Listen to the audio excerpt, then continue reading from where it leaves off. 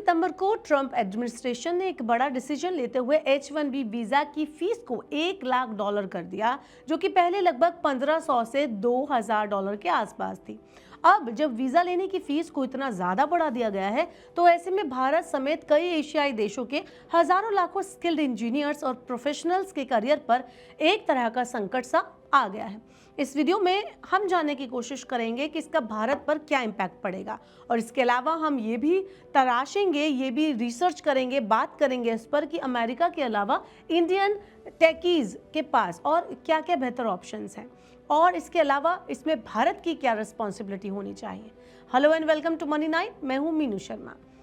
H-1B visa का golden ticket, जिसने हजारों लाखों भारतीयों के सपनों को पंख दिए हैं, अब इसको पाना बहुत ही ज्यादा मुश्किल होने वाला है। आंकड़े बताते हैं कि अक्टूबर 2022 से सितंबर 2023 के बीच जितने भी H-1B वीजा जारी हुए, उनमें से करीब 72% से ज्यादा इंडियंस को मिले। अब अचानक से बढ़ी हुई ये एंट्री फीस, ये सिर्फ एक पॉलिसी चेंज नहीं बल्कि भारत के लिए एक आईना है, जिसमें हमें साफ साफ दिख रहा है कि हमारी टेक्नोलॉजी इंडस्ट्री किस कदर अमेरिकी मार्केट पर और उनके टेम्पररी वर्क वीज़ा पर डिपेंडेंट है। अब ये धीरे धीरे ताकत की कमजोरी बनती जा रही है, क्योंकि अमेरिका कभी भी अपने नियम बदल देगा और करोड़ों इंडियंस का करियर दांव पर लग जाएगा। ऐसे में भारत के एक टैलेंटेड टेक एम्प्लॉय के पास क्या क्या बचता है, तो बता दें कि भारतीयों के पास अभी भी ऑप्शंस कोई कम नहीं है। कई देश ऐसे हैं जैसे जर्मनी, कनाडा, यूके और यहाँ तक कि चाइना, उन्होंने भी इस क्राइसिस के टाइम पर मदद का हाथ आगे बढ़ाया है। जर्मनी के राजदूत डॉक्टर फिलिप एक्करमैन ने इस मुद्दे पर एक वीडियो संदेश जारी किया। आइए देखते हैं कि उनका क्या कहना है। This is a good moment to talk about Indians working in Germany. Indians are amongst the top earners in Germany. The average Indian working in Germany earns more than the average German working in Germany. And that's pretty good news.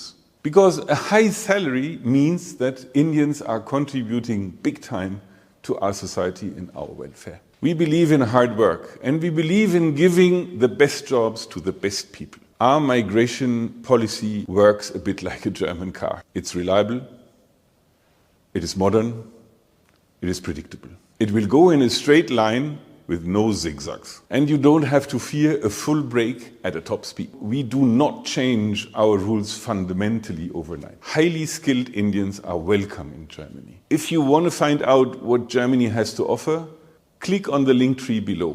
I'm sure you'll find surprising opportunities.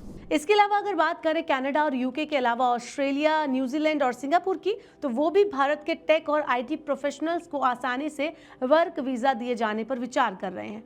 सबसे बड़ी जो बात सामने आ रही है वो है कि चीन के वीज़ा। तो चीन ने हाल ही में एक बड़ा कदम उठाते हुए नया के वीज़ा लॉन्च किया, जो 1 अक्टूबर 2025 से लागू होगा। इस वीज़ा का मकसद दुनिया भर के STEM यानी STEM यानी साइंस, टेक्नोलॉजी, इंजीनियरिंग और मैथमेटिक्स के प्रोफेशनल्स और रिसर्चर्स को अपने देश बुलाना है। इस वीज़ा में जो सबसे खास बात यह है कि इसमें अप्लाई करने के लिए किसी चीनी एम्प्लॉयर से जॉब ऑफर या इनविटेशन लेटर की ज़रूरत भी नहीं होगी। इसके लिए बस होना ये चाहिए कि किसी मान्यता प्राप्त विश्वविद्यालय से STEM में बैचलर या उससे ऊपर की डिग्री आपके पास होनी चाहिए, या फिर एप्लीकेंट रिसर्च और टीचिंग से जुड़ा होना चाहिए। इस वीज़ा में मल्टीपल एंट्री और लॉन्ग ड्यूरेशन स्टे जैसी कई सुविधाएं दी जाएंगी। इससे ये साफ है कि अमेरिका के H-1B वीज़ा क्राइसिस के बीच चीन अपनी नई पॉलिसी के जरिए सीधे उस ग्लोबल टैलेंट को लुभाना चाहता है, जिनका कहीं ना कहीं विदेश जाकर काम करने का सपना है और किसी न किसी नए ऑप्शन की तलाश में वो रहते हैं। इसके अलावा कई देश जैसे साउथ कोरिया या चीन भी अपने रिसर्चर्स को और इंजीनियर्स को अपने यहाँ वापस बुलाने पर कुछ ऑप्शंस भी तलाश रहा है। इन कदमों से साफ है कि अब दुनिया में रिवर्स ब्रेन ड्रेन की दौर दोबारा से शुरू हो चुकी है, जहां देश की पूरी ताकत से अपने ग्लोबल टैलेंट को खींचने में लगे हुए हैं बाकी के सारे देश भी। आपका इस बारे में क्या कहना है?